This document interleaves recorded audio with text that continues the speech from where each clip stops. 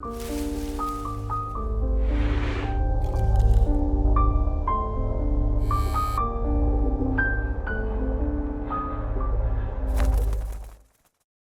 guys, it's Smurfs. Welcome back to Harpies in the Trees, where I review horror books with a supernatural focus. So in today's video, we're going to be doing an unboxing of the Creepy Crate box by The Lineup. Creepy Crate does send me these boxes for my honest opinion, and I really appreciate that. If you want to... Sorry, there's a really strong smell coming from inside of the box. It almost smells like nail polish remover. That's curious. But anyway, yeah, so they sent me this box, and if you want to try this box for $5 off, you can use my code Harpy. At the moment, my next two reads are going to be House of Shadows by Adam Neville, which I've actually started and I'm really enjoying so far. But with the war going on in Ukraine, everything is really concerning and scary right now, so definitely hard to get lost in haunted houses at the moment. But I'm halfway through House of Small Shadows. It's very good. It's very good. This might be, I mean, depending on how it ends up and everything, it might be one of my top Adam Neville favorites. It's just so moody, so creepy. The story is really cool too. It's just about this woman who goes to this house to try and determine what the value of these antiques that are there. And this whole entire story starts to unfold, and it is bizarre and weird and awesome. The other book I'm going to be reading is this one. This is The Ghost Track by Celso Hurtado. This was sent to me by Inkshares, so thank you so much to Inkshares for sending me this. They actually asked me if there was something I wanted to read, and I picked this one out because it just sounded really cool. And it is a supernatural story about this guy whose grandmother gets cancer and he needs to find a way to make money, so he opens up his own paranormal investigation company, and this story takes place in San Antonio, Texas, and he gets to really experience his city in a way that he just never really expected. So it sounds very haunting and spooky, and it is a YA horror also.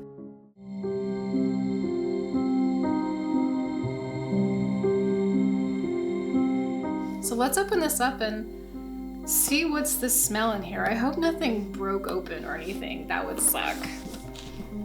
I just learned from the post office that all packages coming outside of Germany will now have VATs, and you'll have to pay for the customs on it for everything now. That sucks a lot. Oh, okay. Wow. Here's what it looks like on the inside. And I think I see the culprit of the smell. It's like a, what is this, like a air freshener for your car? It says check the back seat. It's like, it smells very, it smells like one of the air fresheners that you get like the car wash, you know? It's not horrible, but it's very like kind of chemically. But I do like the artwork, and this is something that you should always remember. Check the back seat. Okay, we have a bookmark here called Dead Head Space. And here we have a map of Yosemite. I really love Yosemite. I used to go there with my parents when I was a kid. It has some icons on here like a skull, ghost, and wolf. And it says, explore Yosemite's eeriest corners. One of North America's most beloved national parks is also home to some of the spookiest legends. Tread through these locales at your own peril. Shrieking at Yosemite Falls, and I think this is kind of alluding to how there's that really big rock. It's pretty famous for people jumping off of willingly to unalive themselves. And this is saying there might be a spirit that's responsible for that. The Cedar Lodge Motel serial killer. In 1997, Gary Stainer was hired as a handyman at Cedar Lodge Motel, 8 miles outside Yosemite's gates. The staff had no idea they'd hired a killer. he slayed 4 people over the course of 7 months, 3 of whom had stayed in the cedar lodge before their deaths. Uncanny night crawlers. According to the local Awanichi tribe, I don't know if I said that right, please correct me. These night crawlers are a peaceful race of otherworldly creatures, although waking up to see one might leave you deeply shaken. Menacing Bigfoot. We all know and love Bigfoot. Tenaya Canyon Revenge, sometimes called the Bermuda Triangle of Yosemite, home to numerous unsolved disappearances and deaths. Despair at Camp Number 6. Legend tells of a camper who took his own life in the dark of night on this campground. If you're awake in the witching hours, you may see the imprint of his body swinging in the frame of a nearby cabin door. The Erie Deerheads. The Backcountry Division Ranger was out in service near Paiute Creek, 20 miles north of Indian Rock in '98 when he stumbled across 3 severed deer heads. Each was fresh, each was placed in a manner that felt deeply purposeful and ritualistic. That really sounds like some hunter stuff to me though, like if you don't need the head, it's pretty heavy, right? So you could just leave it at the scene. I know there have been instances of like there being entrails like hanging on branches and stuff, and from what I read it was like hunters. Why they did that, I'm not sure. And the last one is Cries of the Drowned at Grouse Lake. In 1857, Galen Clark, the first park ranger in Yosemite, wrote about an unnerving experience. Cries in the night left him looking for a dog or an animal in distress. Unable to find the creature, he asked the Native Americans of the area if they'd heard anything. They immediately warned him never to go after the sound again. It wasn't a dog, it was the spirit of a young boy who had drowned in the lake many years ago, who now cried out in hopes of luring new victims to their watery deaths. This actually, I'm sorry, the smell of this is so strong, it's like getting into my mouth. I feel like I need to just put it somewhere where it's not gonna get in my face. It's like I can taste it. It's like way too strong. If there was anything here that I wanted to see, I think it would be like the Cedar Lodge Motel. That sounds like it would be pretty unnerving, and I wonder if it's still there. Okay. This is the Windigo Strikes Again. I don't think I'll be putting any wine in it, but I will definitely be putting my favorite soft drink in here, which is Apfelschorle, which is just, it's like a carbonated apple juice. It's like my favorite thing ever. Aw, a lollipop. The Pope Lick Monster Pop. They don't tell you what the flavor is though. I hope it's not goat flavor. Let's taste it and see what it is. I feel like it's gonna be apple because it's green. It's apple. I love it.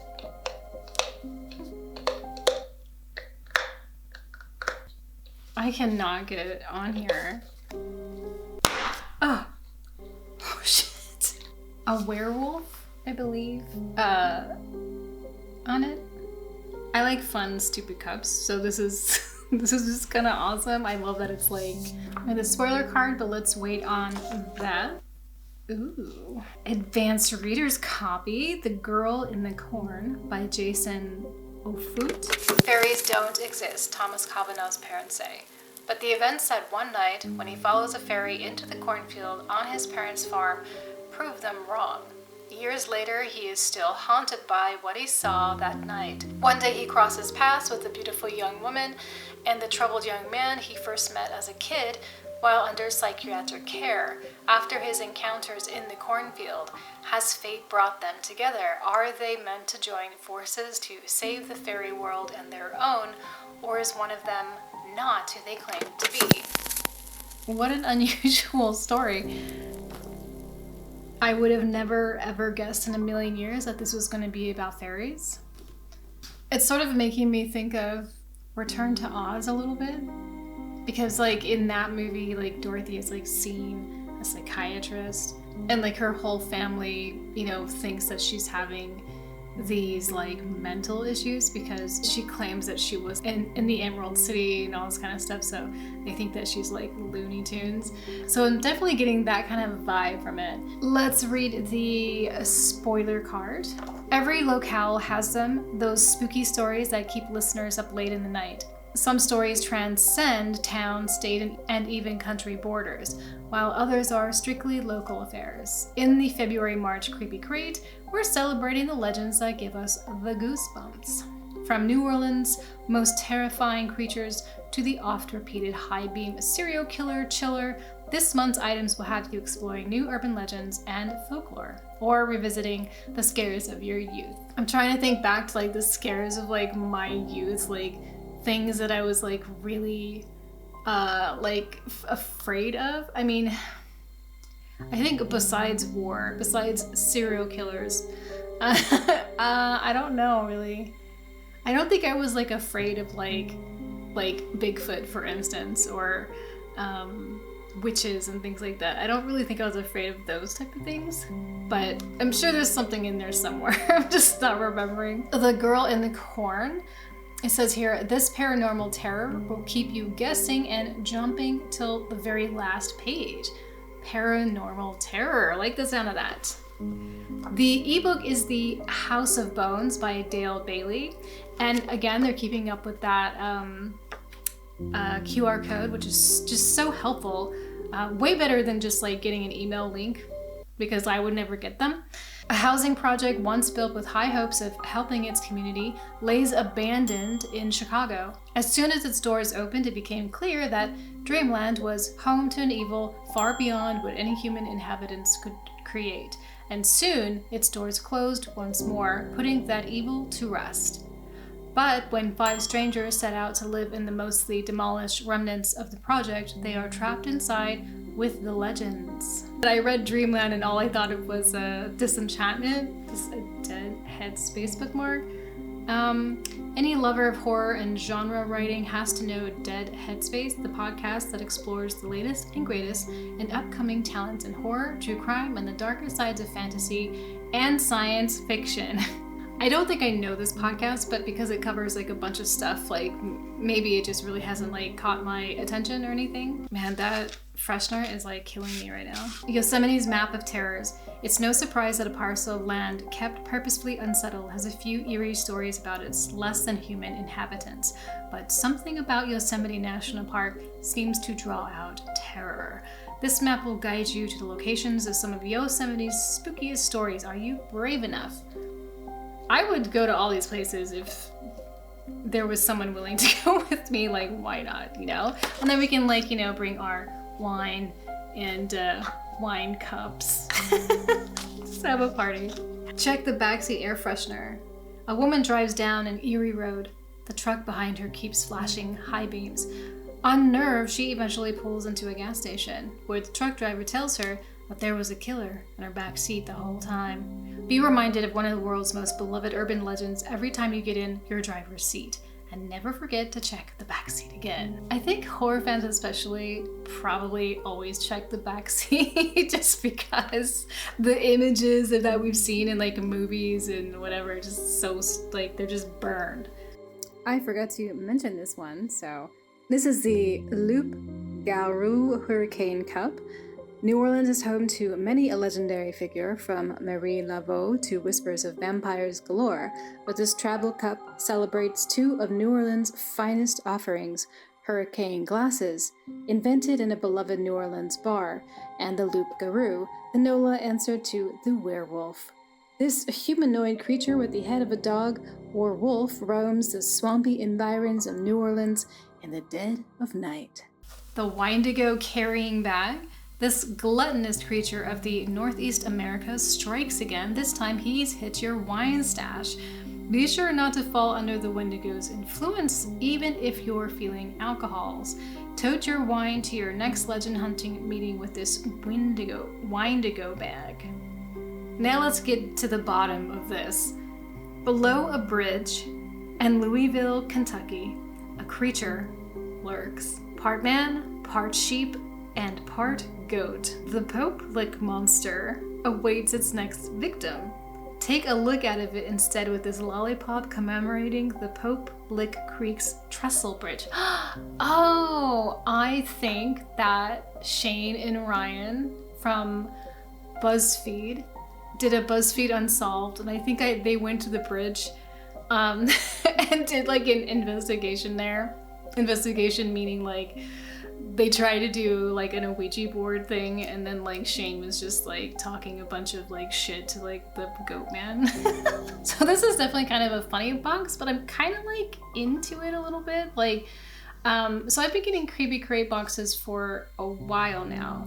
And one thing I do like about them is even though every box isn't perfect, they do tend to send like new things a lot. So that kind of, I like that. Sometimes it's better than other times, but something silly like this though, I kind of like. It just makes me think of like maybe going to Vegas or, you know, whatever, and just getting some dumb overpriced drink. You know, it just kind of has a fun, festive feel. And honestly, like, I just want to feel fun and festive. So this is kind of fun, and I know I'm going to use it a lot, even though I don't know how long it will last, but it's fun. I think this is probably the thing I like the most. It offers a lot of potential for fun, you know? The Wendigo bag is like, you know, is a bag. I'm totally going to find a use for it. What I'm waiting for is like a tote bag for books though. You know, can always use another book bag. I think this has my attention. It's weird. It's gonna be for one of those moods when I'm feeling weird, when I don't know what I want to read, and kind of want to just try something a little bit different, but not too different because it's still paranormal, so that's perfect for me. This can go to hell though. So that was the Creepy Crate box. I hope that you enjoyed this unboxing. It was fun, nice and fun and frivolous, but let me know what your thoughts are down below. If you liked this video, please like and comment down below. And if you want more videos from me, please subscribe. Other than that, please take care of yourselves and watch out for each other. It's a bit dark out there. I'll talk to you next time.